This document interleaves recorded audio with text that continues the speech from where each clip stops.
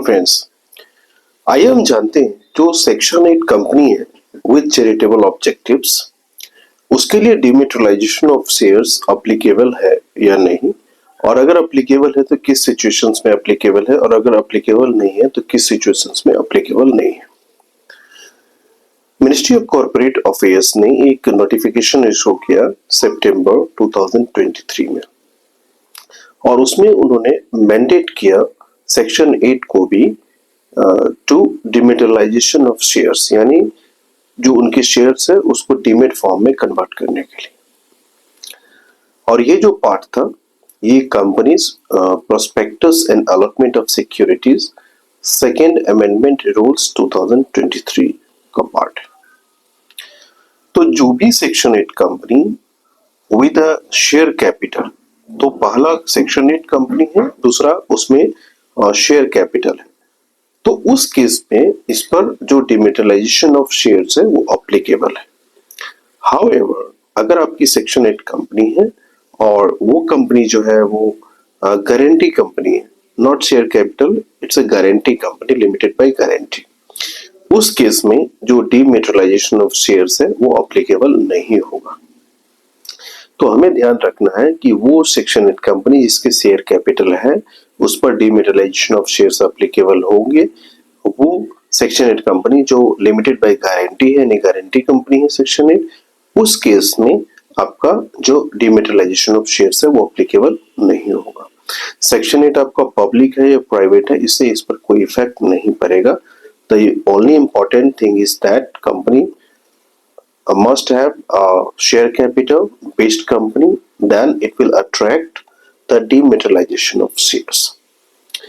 जब हम डिमेटेरियलाइजेशन of shares करते हैं तो कंपनीज के पास 18 मंथ का टाइम होता है from the date of registration to have the compliance with the dematerialisation of shares, और इसके अलावा ISIN नंबर, तो जो इंटरनेशनल है सिक्योरिटी आइडेंटिफिकेशन नंबर है वो ऑब्टेन करना मैंडेटरी है।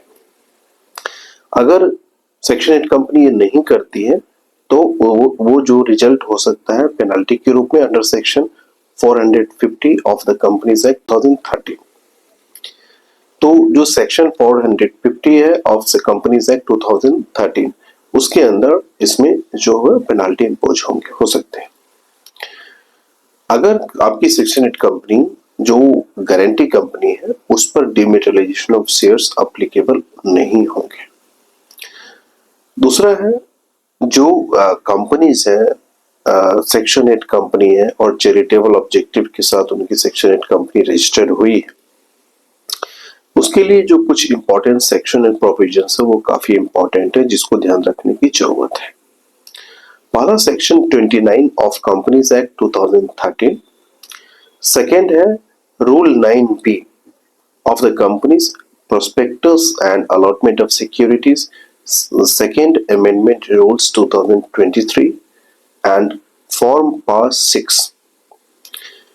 जो सेक्शन 8 कंपनी है उसको 60 दिन के अंदर with in 60 days from the half year ended उनको पास 6 फॉर्म फाइल करना मैंडेटरी है। सो पास 6 form will be half yearly return form, और उसको 60 डेज में फाइल करना है from the half year ended from that time period. अब क्वेश्चन होता है कि जो सेक्शन 8 कंपनी है अब डिमेटेरियलाइजेशन ऑफ शेयर्स का इंपॉर्टेंट है, तो अब जब एक बार शेयर्स डिमेटेरियलाइजेशन हो जाएंगे इसके बाद जो है अब जो भी सिक्योरिटी इशू होंगे वो माध्यम वही होंगे आपके डिमेटर, यानी डिमेट अकाउंट के थ्रू जो भी शेयर्स का वर्क होगा।